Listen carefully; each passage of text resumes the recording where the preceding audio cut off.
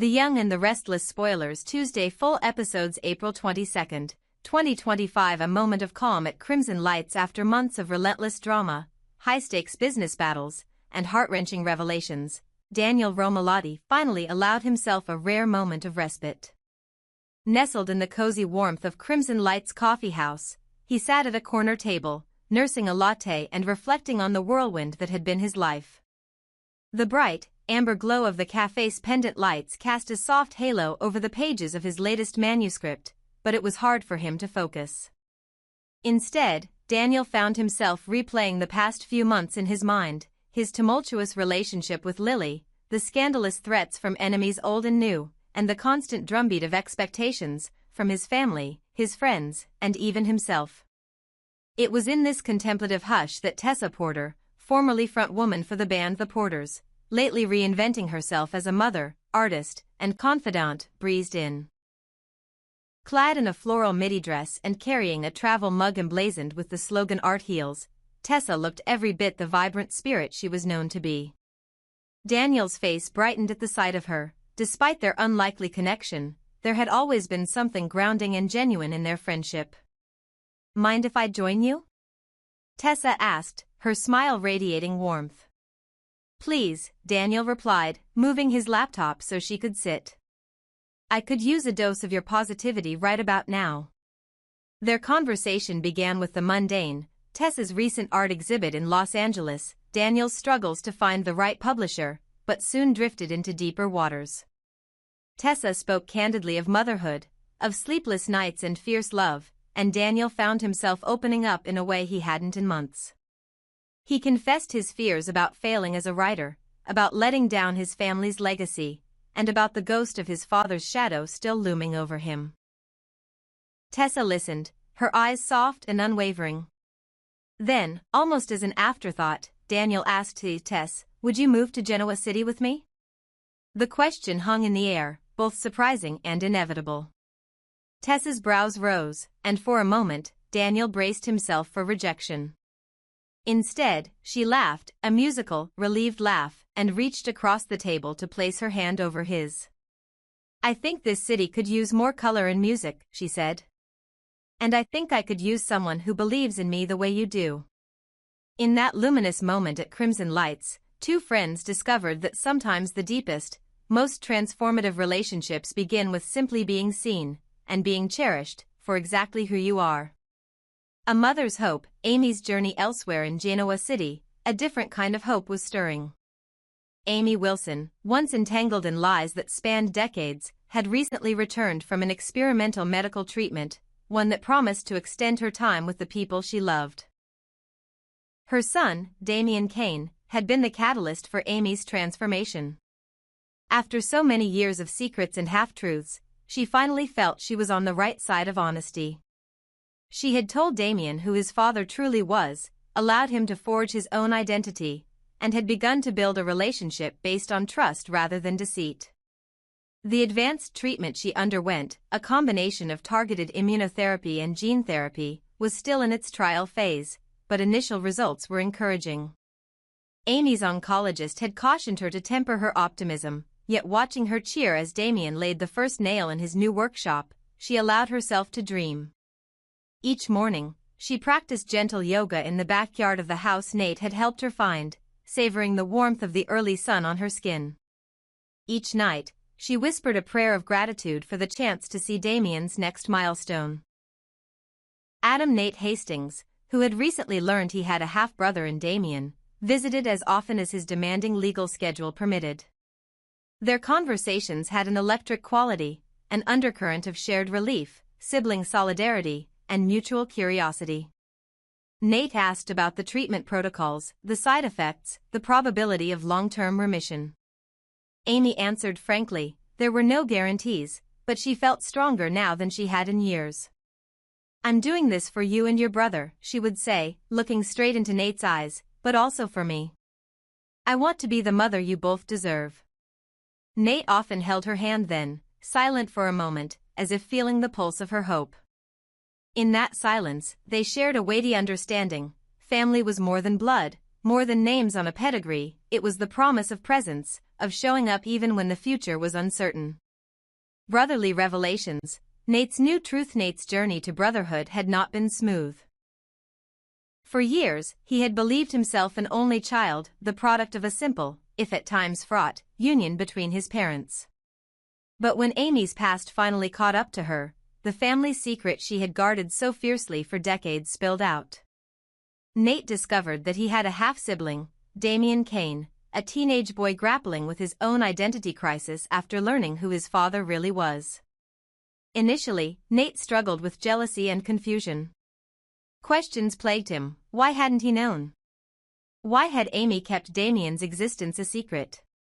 Yet as he observed Damian, tall for his age, fiercely independent, with a shy smile that betrayed both vulnerability and resilience, Nate felt something shift. The protective instincts that had always guided his work as a prosecutor suddenly found a new focus. Here was a young man who needed guidance, who needed a brother. Their first meeting was awkward. Damian, guarded and wary of strangers, trailed his fingertips along the edge of the kitchen counter while Nate rattled off apologies and explanations. "I know this is a lot," Nate said, "but I want you to know that I'm here for you. No pretenses, no secrets." Over the following weeks, they met for coffee, for fishing trips at the lake, even for a late-night fast food run where they argued over whether fries tasted better plain or dipped in milkshake. Slowly, laughter began to bridge the gap that years of absence had created. They shared high school stories, debates about whether classic rock or modern rap was superior, and dreams of the future, Nate, of a courtroom victory, Damian, of building custom motorcycles. When Amy relayed to Nate how well the treatment was going and how much happier she seemed, Nate felt a surge of gratitude. Not just for the extra time she might have, but for the unexpected gift of a brother he never knew he had. The family they were becoming. Flawed, complicated, and achingly real, felt nothing short of miraculous. Phyllis's calculated return. No Genoa City storyline would be complete without the indomitable Phyllis Summers. Having endured a harrowing kidnapping that left her shaken, and more determined than ever, Phyllis was ready to reclaim her power. She had accepted a new role at Abbott Communications, the fast-rising media arm of the Abbott empire, and was poised to leverage her cunning, charisma, and business acumen in service of her new position. At a private lunch in the sleek Abbott boardroom, Phyllis informed Billy Abbott, scion of the Abbott family and her longtime friend, of her imminent return to the corporate arena. Billy, juggling the weight of family expectations and his own desire to prove himself, listened as Phyllis detailed her vision: innovative digital marketing campaigns, strategic partnerships with up-and-coming influencers, and a comprehensive rebranding of Abbott Communications' public image. "You have no idea how good it feels to be back," Phyllis told him, her eyes alight with ambition. "After everything, I need something solid to focus on." Billy, ever protective of Phyllis's fragility following the kidnapping, hesitated. "Are you sure you're ready? It's a high-pressure environment." Phyllis waved away his concerns with a confident tilt of her chin. "I've survived worse, Billy. And besides, I'm not doing this for the thrill. I'm doing this because I'm damn good at it." Their conversation shifted to Aristotle Dumas, a mysterious newcomer whose suave charm had captivated half of Genoa City's elite social circle. Rumor had it that Aristotle was more than just a handsome face. He was a media mogul in his own right, rumored to have the kind of deep pockets and international reach that could either bolster Abbott Communications or threaten its very existence. "Phyllis," Billy said quietly, lowering his voice, "you need to be careful with Aristotle. He's not all he seems." Phyllis smirked. "Trust me, Billy. If there's one thing I know how to do, it's handle a man with secrets." As she strode out of the boardroom, her heels clicking confidently on the marble floor, Phyllis couldn't help but feel a rush of excitement. The path ahead was fraught with obstacles: corporate politics, family scrutiny, and the ever-present specter of her own past misdeeds. Yet for the first time since her abduction, Phyllis felt truly alive. Threads of anticipation: what unites these disparate storylines, Daniel and Tessa's unexpected spark, Amy's fight for more time, Nate and Damien's burgeoning brotherhood, and Phyllis's ambitious comeback, is the theme of renewal. Each character, in his or her own way, is emerging from a period of darkness or uncertainty into something new, a partnership, a chance at healing, a family redefined, a career reborn. The true magic of a long-running drama lies not in constant spectacle, but in the quieter moments of connection and revelation. Daniel's simple question at Crimson Lights, Tessa's warm acceptance, Amy's steady determination in the face of medical unknowns, Nate's willingness to embrace a brother he never knew, and Phyllis's calculated stride back into the boardroom. All of these moments remind us why we keep tuning in day after day. It's not just about the twists and turns, though those certainly keep our hearts racing. It's about the human capacity to hope, to love, and to reinvent ourselves. As the camera pans out on Genoa City, we find ourselves leaning forward, eager to discover what comes next. Will Daniel and Tessa build a life together, blending creativity and companionship? Can Amy's treatment hold the promise she so desperately needs? How will Nate and Damien navigate their newfound bond? And what grand maneuvers will Phyllis unleash at Abbott Communications, especially with the enigma of Aristotle Dumas lurking just beyond her radar? One thing is certain. In Genoa City, even the most well-laid plans can be upended by a single, whispered secret or an unexpected question over coffee. And so we wait, hearts aflutter, for the next chapter in this rich tapestry of love, ambition, redemption, and yes, calculation. After all, in a world where every character harbors hidden depths, the real drama is knowing that anything can happen. And for that, we can hardly wait. Genoa City's summer air is thick with possibility. Everywhere you turn, hearts are stirring, alliances are shifting, and, as always, nothing stays buried for long. Two of the most compelling stories unfolding right now involve the unexpected flame ignited between Sally Spectra and Billy Abbott, and the nascent professional and personal bond forming between Nikki Newman and her newly rediscovered niece, Claire Grace. In both cases, past wounds and lingering questions threaten to complicate what might otherwise feel like second chances at connection. Yet if there's one thing Genoa City residents do best, it's reinvention, and that means we can expect fireworks as these four souls try to navigate offers that carry more meaning than meets the eye. From pity to passion, Sally and Billy's unlikely romance when Adam Newman and Chelsea Lawson found solace in each other's arms, neither could have anticipated the ripple effect their romance would trigger. In the aftermath of that liaison, Sally Spectra and Billy Abbott, two people who had always been bound more by friendship than by anything romantic, found themselves crossing an invisible line. What began as mutual commiseration, "We've both been through hell," Sally told Billy over late-night coffee, blossomed into something neither could ignore. At first, their connection felt almost accidental. Billy, reeling from Adam's betrayal, leaned on Sally's unflinching warmth. Sally, recently burned by her own struggles for acceptance at Spectre Fashions, found in Billy a compassionate listener who never judged. Late one evening at Society, amidst flickering candlelight and the soft hum of Genoa City's nightlife, Sally realized her concern for Billy ran far deeper than she'd admit. Billy, for his part, recognized that every time Sally laughed, her eyes lighting up with irrepressible enthusiasm, he felt more alive than he had in years. But passion in Genoa City is rarely straightforward. Trust, once broken, cannot be mended overnight. Sally wonders whether Billy, ever the Abbott with responsibilities to family legacy and corporate politics, can sustain what they have. Billy questions whether what he's feeling is genuine love or simply gratitude for someone who stood by him when he had nowhere else to turn.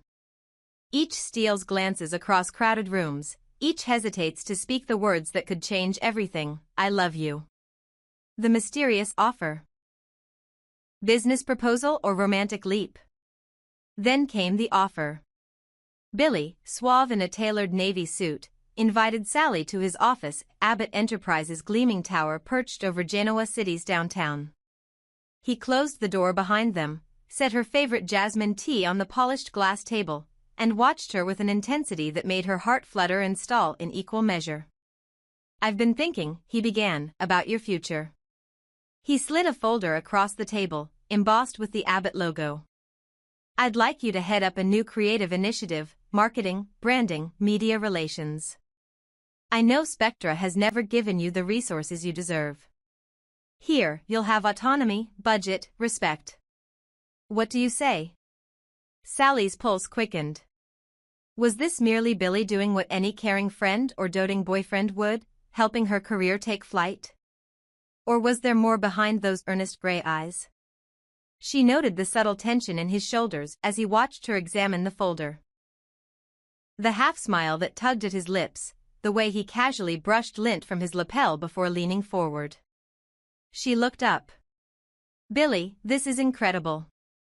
You'd really do this for me? He nodded, but the steel in his gaze suggested stakes higher than a business move. I believe in you. Belief, she knew, could be spoken lightly, yet Billy seldom did anything lightly. Sally's mind raced. Was he offering her a partnership because he saw her as an equal, or because he envisioned a future in which they stood side by side, in business and in life? Walking the tightrope between career and courtship, Sally's nights since have been spent pacing her loft, folder in hand, running scenarios. If she accepts, she'll become part of the Abbott circle, privy to boardroom intrigues and high-stakes decisions. It could be her big break, the moment her creative genius finally shines on a grand stage. Yet if she declines, will Billy's disappointment fracture the fragile trust they're building? Meanwhile, Billy grapples with his own dilemma. He wants Sally to flourish, yes, but he also yearns for a deeper closeness. By intertwining their professional lives, he risks subjecting their relationship to the merciless scrutiny of gossip columns and corporate politics alike. What if a misstep at work leads to whispers about favoritism, and those whispers poison what they share in private? In the end, Sally knows decision time will come not in a boardroom, but in a quiet moment, perhaps over jasmine tea in Billy's high-rise office, or on a walk along the canal at sunset. She must decide whether she's ready to place her heart and her career in the hands of the same man. And Billy must decide if he's willing to navigate the inevitable storms any power couple faces, or if he's content to let this connection remain tethered to casual coffees and candlelit confessions. A second chance at family. Nikki and Claire reunited across town at the opulent Newman Ranch. Nikki Newman feels a different kind of excitement. Her niece Claire Grace, lost to the family under the malicious machinations of Jordan, has agreed to work alongside her. Nikki has spent years rebuilding bridges burned by lies and manipulation. Claire, with her cool reserve and guarded heart, had every reason to be wary. Yet Nikki believes this opportunity, part mentorship, part collaboration, could be the healing salve they both need. Their first meeting since Claire's return was tinged with awkward hope. Nikki guided Claire through the glossy halls of Newman Enterprises, pointing out family portraits that bore witness to decades of triumph and scandal. I know your Aunt Jordan made things difficult, Nikki said softly, but this is a fresh start. I want us to create something together, whether that's a charity event, a marketing campaign, or simply a better understanding of each other. Claire listened, her posture stiff but her eyes betraying curiosity. In Jordan's shadow, she'd always felt like a pawn, first in Jordan's schemes against the Newmans, then in Claire's own attempts to prove herself. Now, with Nikki extending genuine warmth instead of ulterior motives, Claire felt something she hadn't in years, the flicker of hope. Steering through hostility, Kyle and Victor's concerns of course, Genoa City's most powerful patriarchs don't remain silent observers. Kyle Abbott, ever the protective cousin, watched Nikki's invitation with narrowed eyes. He worried that Claire, still vulnerable from Jordan's betrayal, might end up further enmeshed in Aaron's tangled web of Newman politics. Kyle feared Claire's talents could be exploited, or worse, thrown into conflict with family loyalties. Even more ominously, Victor Newman's reaction carried a sharper edge. The media mogul had never hidden his disdain for Jordan, but he also didn't forget easily. Allowing Claire back into the fold seemed to him a potential Trojan horse, an opening for renewed schemes that could destabilize everything he'd built. Behind Nikki's back, Victor consulted with legal counsel, outlining contingencies should Claire's presence threaten Newman Enterprises' stability. Nikki, perceptive and resolute, sensed the tension. She confronted her brother in his private study, rain pattering against the windows. "Victor, Claire is not Jordan," she said firmly. "She's a young woman in need of guidance, not a pawn in another one of your power plays." Victor's jaw tightened, but he relented reluctantly. "Just remember, Nikki," he warned, "even the best-intentioned plans can be turned against you." Can Claire find what she needs? Caught between Nikki's sincerity and Victor's skepticism, Claire finds herself at a crossroads. She wants to prove that she's more than a casualty of family feuds.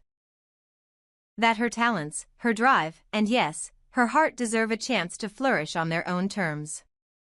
But trusting again isn't easy. The wounds Jordan inflicted run deep, and Claire knows one wrong move could trigger another betrayal. Nikki's mentorship isn't just about work, though, it's about healing. Over cups of Earl Grey on the Newman veranda, Nikki shares stories of her own mistakes, how she underestimated Jordan's capacity for evil, how she nearly lost herself in the pursuit of revenge. Claire listens and asks questions. How did you move past it? How did you find the strength to forgive?